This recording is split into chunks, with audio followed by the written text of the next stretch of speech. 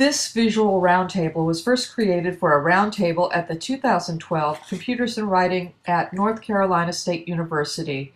Photos and short quotes were collected through the generosity of members of the TechRETS listserv. We all know our teaching conditions intimately, and knowingly or not, use it as a template through which we see the world outside, the places where others teach.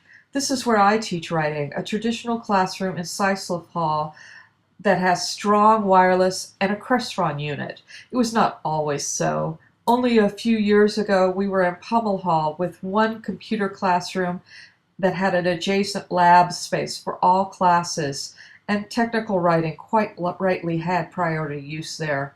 The rooms were crowded, but the students remained the same.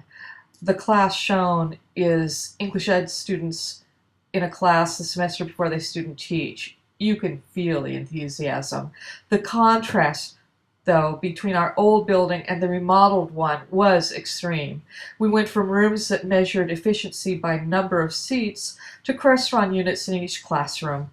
We also gained more reliable wireless and 3 additional computer classrooms. What really makes it work, though, is the built-in assumption that collaboration happens, and it is important. The building has common areas where students gather to work together on projects or just hang out between classes. The collaborative classroom is also housed in our building, as seen here. Another place we teach writing, though, is online. My co-editor for this project gives this view of one of her online classrooms. She notes the following. When I first arrived in 2007, we were a wireless campus, and since then Lenovo has named us one of their largest test sites by introducing the WiMAX network, which allows our non-residential students within many parts of Marquette County to access the internet. This access has allowed our students to take courses online through EduCat, which is a Moodle-based system. Physically, the classrooms are both traditional and not so traditional, with some showing the laptop campus roots with more of a seminar setting, one that leaves desk space for laptops, books, and notes.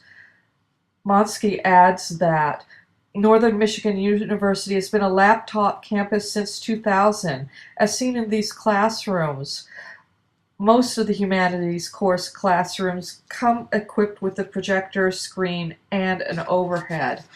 We are hoping the budget allows us to be able to renovate existing classrooms all over campus to represent various active learning classroom models, and are planning for a new building within the next few years. Those were our filters going into this. Through the generosity of others, we gained a window into many other teaching spaces, including that of Michael Moore of DePaul, who has a Facebook page for his classroom. Bradley BLECK of Spokane Valley Community College teaches in a classroom with perimeter desktop stations and open tables for collaboration. Yet another classroom saves wire by lining the desktops in rows with the instructor in the front of the room, presumably instructing. A fairly common configuration that takes a slim body to make the rounds along each row to interact with students. Dennis JERZ of Seton Hall University's classroom is both online and in person. He shares that in his upper level media and culture class, there are 6 students attending in person and 1 person attending virtually.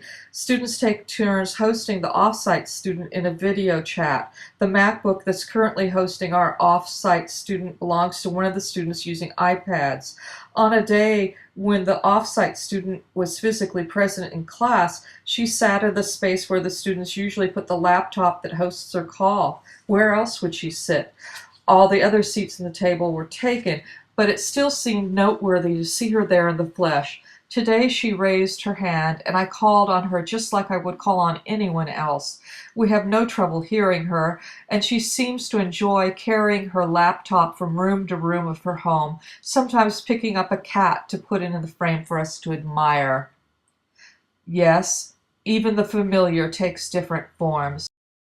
Note how Caroline DADAS' classroom at Miami University of Ohio also uses a perimeter design with center tables, but has a different feel from BLECK's classroom, seems to line up differently.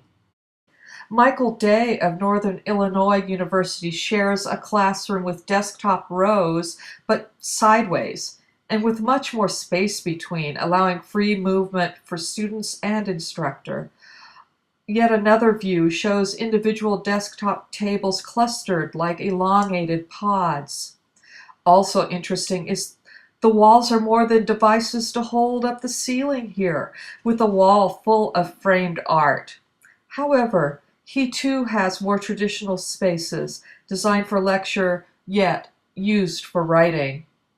Danielle Nicole DEVoss's Michigan State University classroom upends the more common assumption that education needs to happen in a sterile, scientific setting. The bright colors and plants, real, not silk, give the space a real DIY feel. When asked, DEVoss agreed and said, "It's very do-it-yourselfy." We had the chalkboards removed over the summer a few years ago, and our physical plant division wanted like $9,000 to repair the walls and paint. I don't want to deny any of our wonderful campus staff their jobs, but I snuck in over the weekend to plaster, spackle, prime, and paint myself. Cost $100. Contrasts and choices. We all seem to have spaces that are not optimal, but also have other classroom space, even if it's just one, where things are set up the way we like, where we can put our stamp. These two views from Christopher Harris of Cal State LA show that. Finally, sometimes it's what's in the room and outside the room that counts. The awe-inspiring views from Julie Carney's classroom at the Massachusetts Maritime Academy show that. From those windows, students see what they are working for, what they're writing for. About this classroom, Carney writes that the views here are incredible. Extra effort, therefore, required to maintain everyone's attention, mine too at times. The views are from the two different sides of the classroom on the third floor of the library. Buttermilk Bay on one side, Buzzards Bay and the Cape Cod Canal on the other side, with our ship, the T.S. Kennedy, in the middle.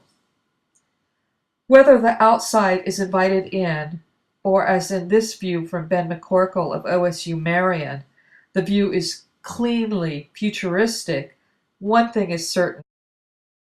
Where we teach writing matters. When we get a chance to design our own space, like this pilot study classroom specifically designed for writing classes at North Carolina State, we're more likely to meet the needs of our students and ourselves. Perhaps that is one reason why there was no one architecture for teaching writing. We all have preferences. Here's to more writing teachers gaining ownership over their own teaching spaces.